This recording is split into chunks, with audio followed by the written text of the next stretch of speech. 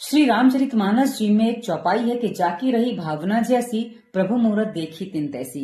और ये प्रसंग उस समय का है जब राजा जनक की सभा लगी हुई है, वहां धनुष भंग होना यानी कि स्वयंवर रचा हुआ है, और उसमें जहां सारे राजा विराजमान है, वहीं पे श्री राम जी का जब पदार्पण होता है ना, तो जिन राजाओं की दृष्टि श्री राम पर पड़ी और जिसके मन में जैसे भाव थे, उन्होंने श्री राम को उसी रूप में देखा। अर्थात जिसके मन में शत्रु भाव आया, उसने श्री राम को शत्रु के रूप में देखा।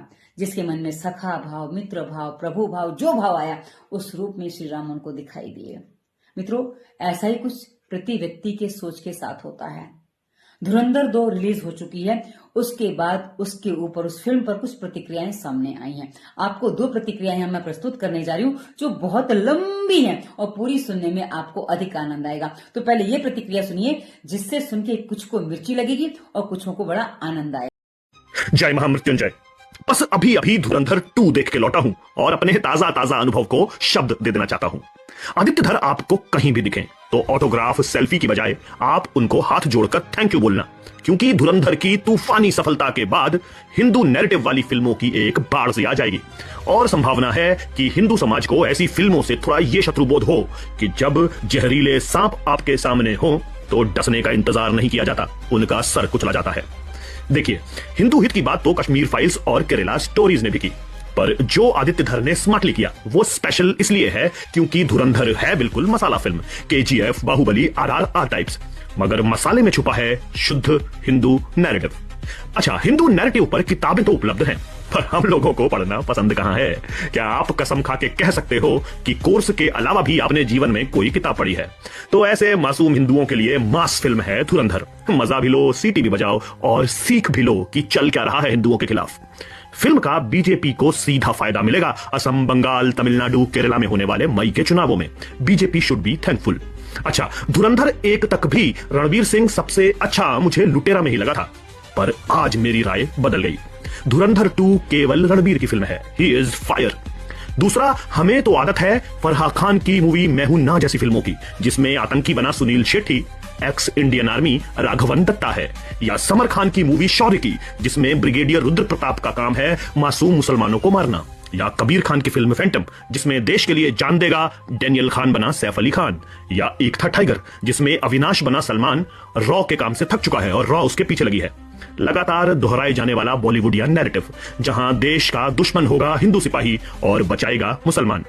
अब हम कैसे डाइजेस्ट करें कि आदित्यधर मेन स्ट्रीम फिल्म में दिखा रहा है सरतन से जुदा की इस्लामिक राजनीति, पाकिस्तानी मुस्लिमों का बांग्लादेशी हिंदू औरतों का बलात्कार करने पर चौड़ा सीना, मुसलमान की निकाह के लिए पहली पसंद कजन भाई बहन, बलोचियों का फेक एनकाउंटर, खुरासान की फौज गजवाए हिंद का सपना।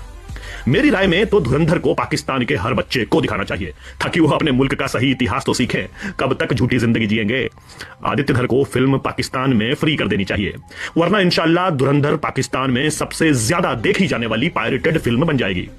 अगर आपने धुरंधर 2 अभी तक नहीं देखी तो जाओ भाई, देख के आओ।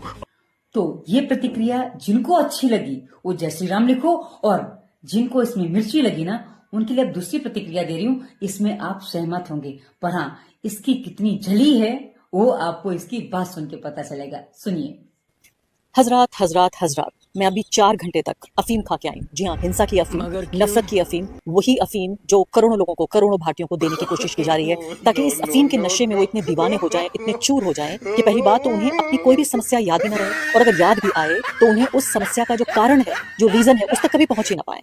मैं देख कर आ रही हूँ धुरंधर 2। किस लिए देख कर आ रही हूँ? इसलिए नहीं कि मुझे बड़ा इश्क है इस तरह की नफरत भरी खराब फिल्मों से जो आपको जहनी मरीज बना सकती हैं। अच्छा। इसलिए कि पब्लिक इंटरेस्ट में मैंने ये अपना काम बना लिया है कि आप लोगों को ये सूचित करूं कि किस तरह से जो धुरंधर 1 बनाई गई थी, जिस पर आप जानते हैं कि कितनी बुरी तरह मेरे ऊपर हमला किया गया था, हर तरफ से शब्दों के वाण आए थे, टीवी चैनलों ने हेट प्रोपेगेंडा चलाया था जब मैंने बताया था कि ये एंटी मुस्लिम फिल्म बनाई गई है, पाकिस्तान के बहाने निशाना है भारत के मुसलमानों पर। इस बार वो भी जरा सी, जिसे आंख की शर्म कहते हैं, उर्दू में एक शब्द होता है लिहाज, वो लिहाज भी इस फिल्म के निर्माता निर्देशकों ने नहीं बरती है। सीधे तौर पर एक पूरे तरीके से ब्लेटेंट कम्युनल और ब्लेटेंट प्रोपेगेंडा फिल्म बनाई है आज की सरकार के लिए। ये समझिए बस फिल्म इतना कहने से रह गई है कि नरेंद्र मोदी जिंदाबाद, योगी आदित्यनाथ जिंदाबाद, हम आरएसएस की आइडियोलॉजी को हम एंडोर्स करते हैं पूरी तरीके से, लेकिन पूरी फिल्म में 4 घंटे के दौरान सिर्फ और सिर्फ बहुत ही बेशर्मी और बेगैरती के साथ सरकार का प्रोपेगेंडा किया गया है। नरेंद्र मोदी के प्रधानमंत्री बनने पर तालियां एक तरह से बजाई गई हैं और फिर मैं वो कहूंगी कि पूरी तरीके से नकाब उमड़ के इस बात का कि हम तो आतंकवाद की निंदा कर रहे हैं, उसका पर्दाफाश कर रहे हैं, सिर्फ सोसाइटी में डिवीजन पैदा करके और तमाम समस्याओं की जड़ वहां पर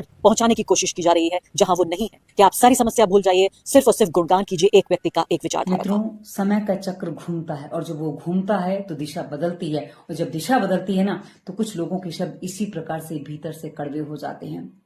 ये कश्मीर पे कुछ नहीं बोलेगी, ये बंगाल पे कुछ नहीं बोलेगी, पर जब फिल्म बन गई है तो फिल्म पे इनके आंसू फूट रहे हैं, क्योंकि क्या है ना, इनका एजेंडा कहीं खुलकर सामने आ गया है तो उसमें अब हिंदू जाग रहा है तो इनको भयंकर पीड़ा हो रही है। आशा है आप भी समझदार हैं, आप अपनी समझ से काम करेंगे और अपने जीवन में हमें क्या करना है हमें निर्धारित करना है, क्योंकि मजहबी लोग तो निर्धारित किए बैठे हैं। धन्यवाद। वंदे मातरम।